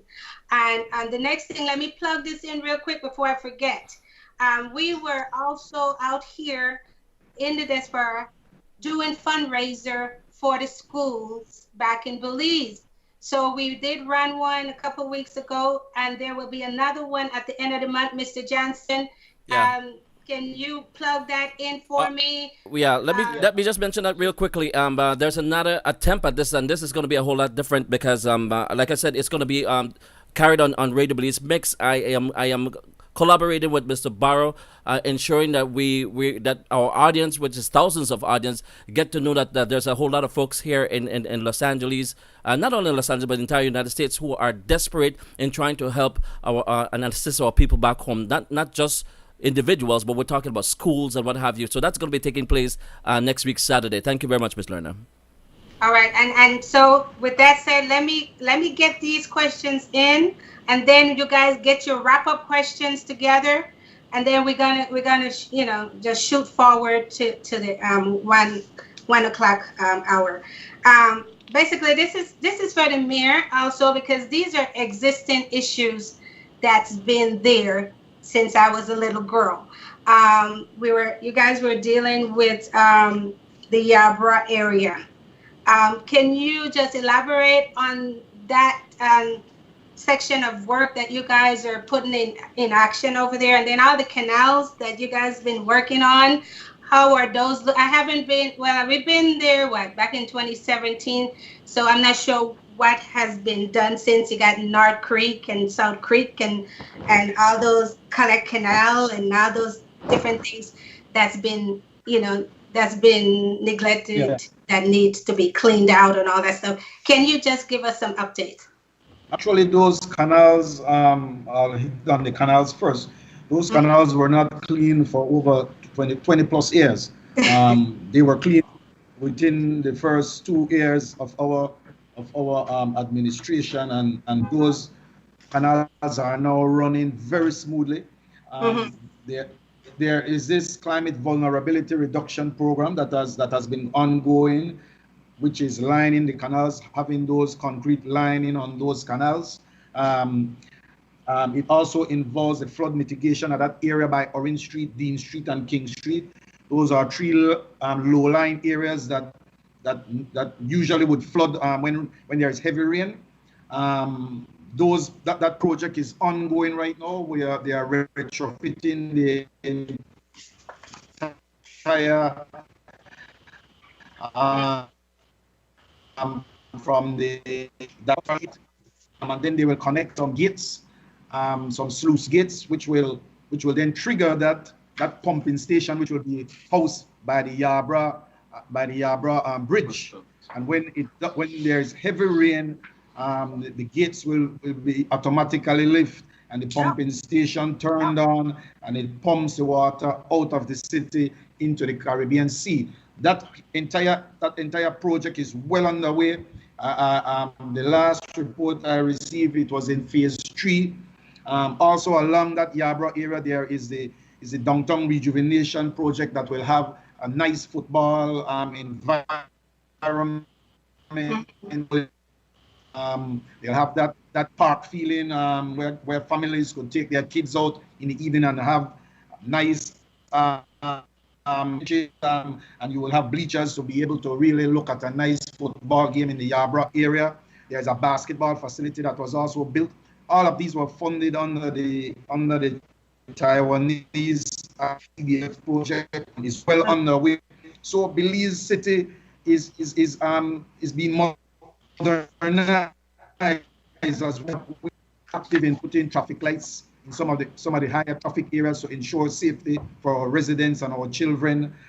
Sometimes we get negative feedback, why you put lights, and we're not used to the lights, but it's about changing cultures and changing the mindset. I'm not worried about the 30-year-old and the 40-year-old that does not want to comply with the light. I'm worried about the kids who will be integrated into this new modern way, and they'll be able to appreciate traffic lights and be able to comply with the signals, and that is very, very important.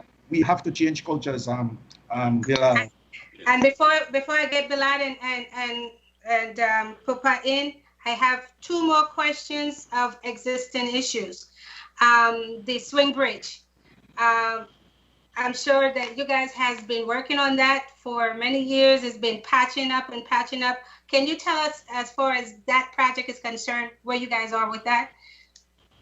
Sewage? The swing bridge, the swing bridge and the sewage and all that. Yes, the drainage, the swing bridge. Okay, the swing bridge again. Swing bridge has been what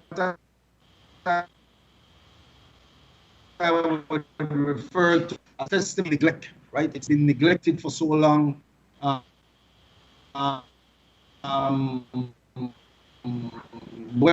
in bond proceeds, and you do not see it fit to retrofit that bridge, then something is wrong with government.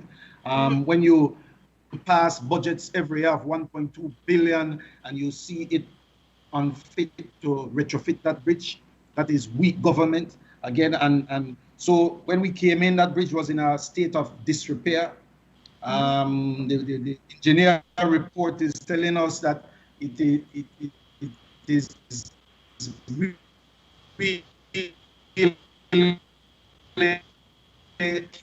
keep breaking up. So seeking, we are out right now seeking funding for that bridge.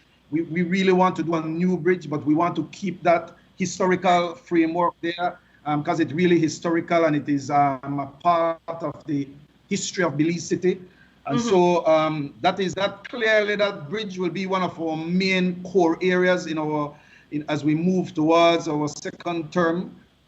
That is what high item on our agenda.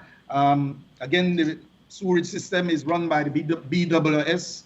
I think that have really maxed out, and there needs to be some level of expansion of the sewage system in Belize City.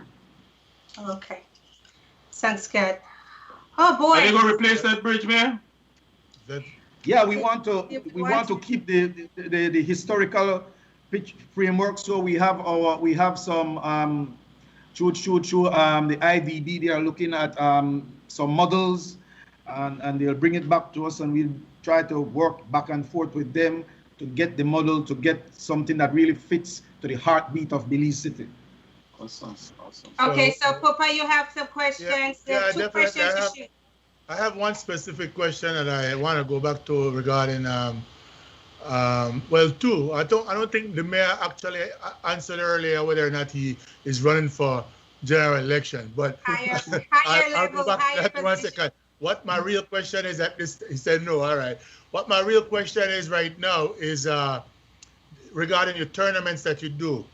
Do the tournaments you spearhead have a camp element to them where the youths get to learn and practice social skills, non-violent conflict resolution, etc.? That's the question. Yeah. Yes, certainly. All of our camps, all of our tournaments, we have like 2 weeks of camp first, and then we do have in the afternoons where we will bring in personalities who teach life skills, ensuring that our youths are not only learning the athletic part or the physical part of the game, but learning to live outside of sport, and really molding them as rounded individuals, rounded Belizeans, ready to go out in the world and produce, so that we have a city that continues to produce young youths that are driven to excellence. Thank you very much. Councillor Kansas, what's the status of the youth hostel?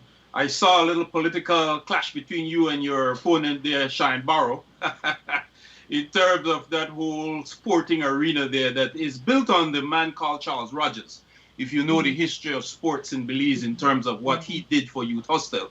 And that whole facility there, I noticed that you have been putting a lot of emphasis, you and your opponent there on the other side. Can you speak about that in terms of how an institution that once was the hostel, that rehabilitated a lot of youth, as the mayor is talking about in terms of the programs that he's doing? Can you speak about the present situation going on with that facility that is also a football field, that was a whole multifaceted I trained there as a boxer. I did a lot of things. I knew the work of Charles Rogers there. Yeah. Why is it that that facility is not called the Charles Rogers facility? And I saw the battle between you and your opponent in terms of what is supposed to name that facility. Let me just interject a slight correction there. Yeah. I was not in any dispute with my opponent on what the field should be named or the stadium should be named. In fact, it was one of the residents from the community who became aware of some developments that were made to the field in the interest of my opponent, but not necessarily in the interest of those in the community. Because as you explained, the field was created by Rogers, but there were other people who also developed the ideas, one of them being Richard Dickey Bradley, right? And that field has been so integral to the community, to every young person in that community, that they, as they rightfully should, claim ownership to it. And so they feel that if anything should be done to that field, that they should have some input in it. And then here you have, I would have never done something like that. I would have never gone to any community, in spite of where the community is, any facility in a community, and go and name it without consulting. That's very true. Politics 101, you don't do that. You get your community involved in any development that you want to make in their community. And so when that concern was brought to me, I just put it to the public, and of course it deteriorated it to a point that it shouldn't have. Whenever you visit Belize, you will see that the whole field has been painted, and on it is marked "donated by my opponent's name." Donated by him, and it's really just a slap in the face of those people in the community. Someone just came and just did that to them. It's rather unfortunate, and as you had mentioned, perhaps it should have been named something to that extent, or it's named after somebody in that community, someone who knows really the history of of that. That was just my position. So no, there wasn't any dispute as to in terms of I have a name and he has a name, and we want. No, it wasn't anything like that. I was just representing a concern of a resident in the community. Right. All right. Oh, that's you guys getting all this? Because shoot, I'm full of information. All right, you guys, I have a few more questions, and then we almost at that wrap up. You guys have been great so far. I just want to thank everyone online. You guys, we didn't have a chance to give shout outs to you guys online, so we are sorry for that today, because there's so many questions from the callers, and of course the panel right here. But I'm going to go back to this question. I know we cover a lot on tourism, because that's one of our biggest source of income finance in Belize, right? But I got this question from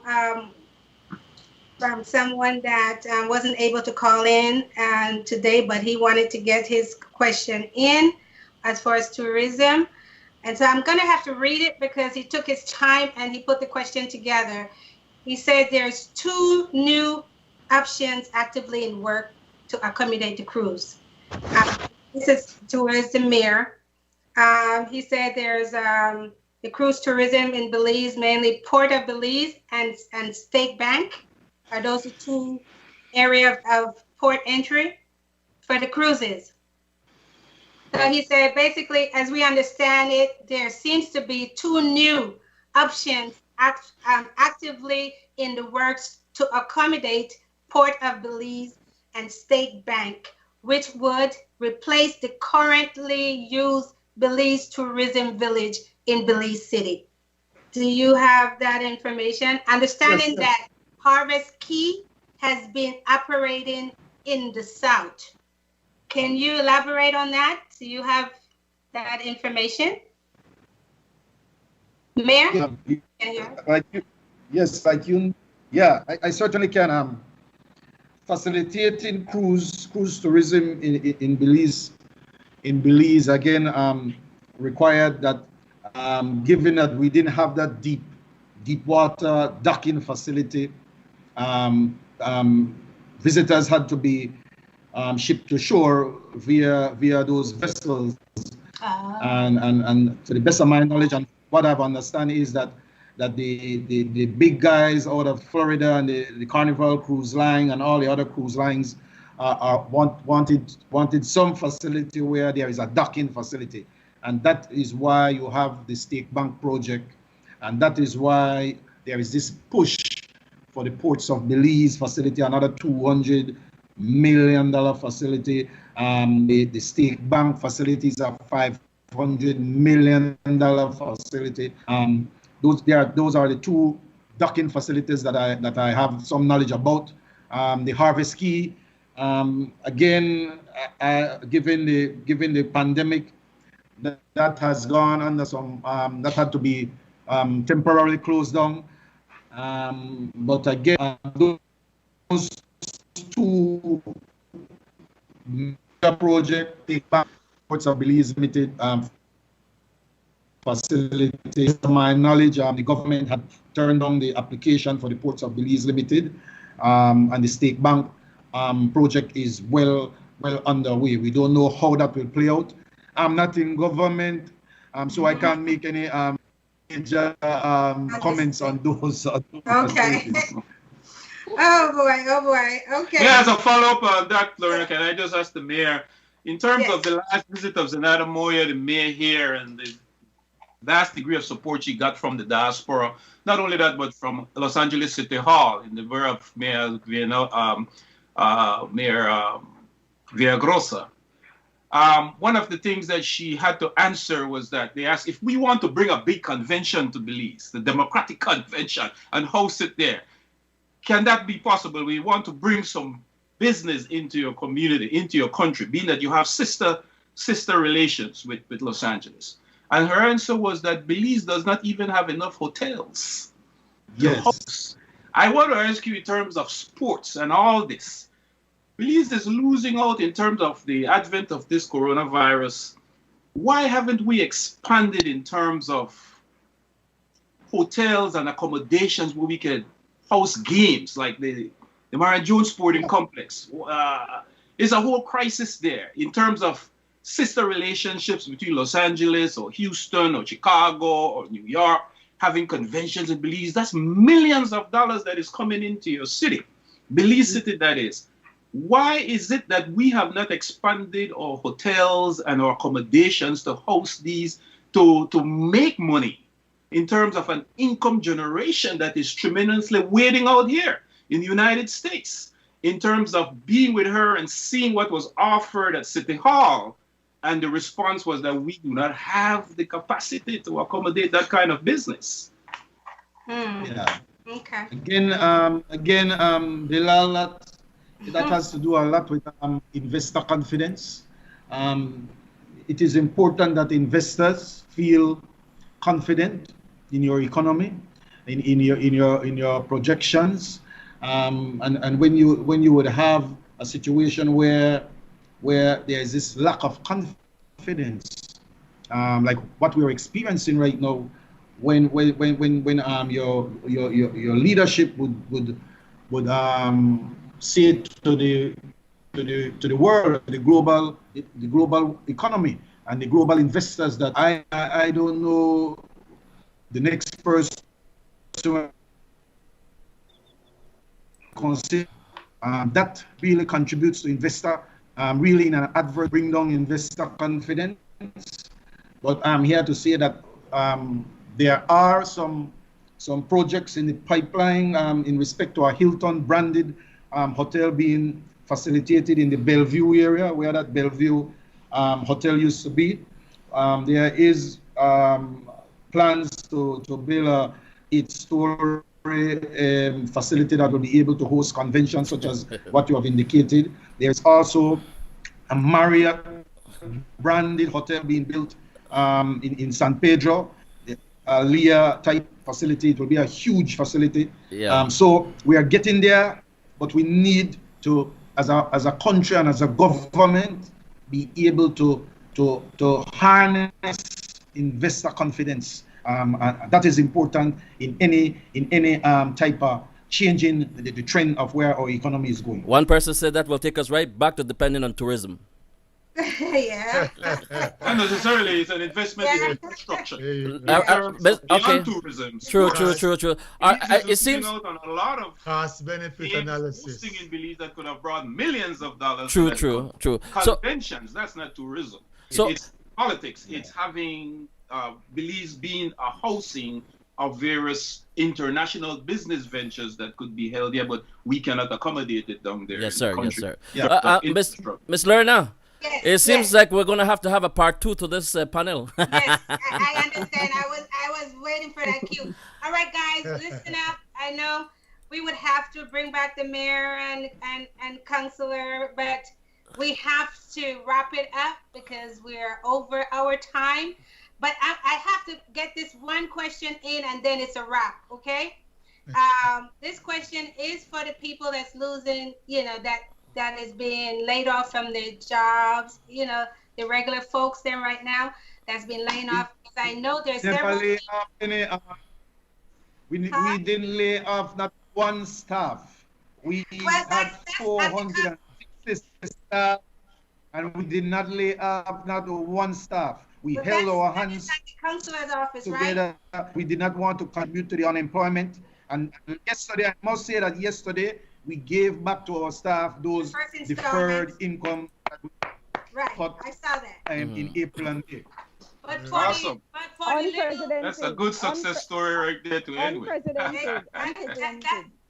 That was really good. But for the regular folks, them that is fighting, the little businesses and them that get laid off, that is crying, because I do know some people that is crying because their source of income has been cut within all this stuff. What do you guys have in store as far as supporting those individuals? I don't know what your social security stuff is like. What is your benefit? Can you give me a little insight of aids that can be, that they can go to? Because right now they are lost. They are lost. They don't have a way out, and they have family to feed. Mayor? Well, Candice? The government has been saying the government has been saying that the government has been saying that they have been receiving at least, is it like 100 million, Mayor, so far?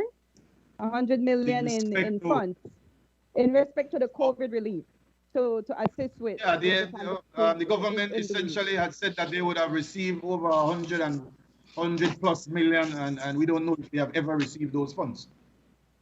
Right, but the fact is that was what they came out. That was a declaration that they had made, and there was a portion of that was to assist those marginalized people, those people who have been employed because of COVID-19, those people who have been employed prior to COVID-19. To date, there were roughly 80,000 applicants. Mayor, it has been 80,000. And close to maybe 50,000 of them received the assistance, if I'm not mistaken. Yes.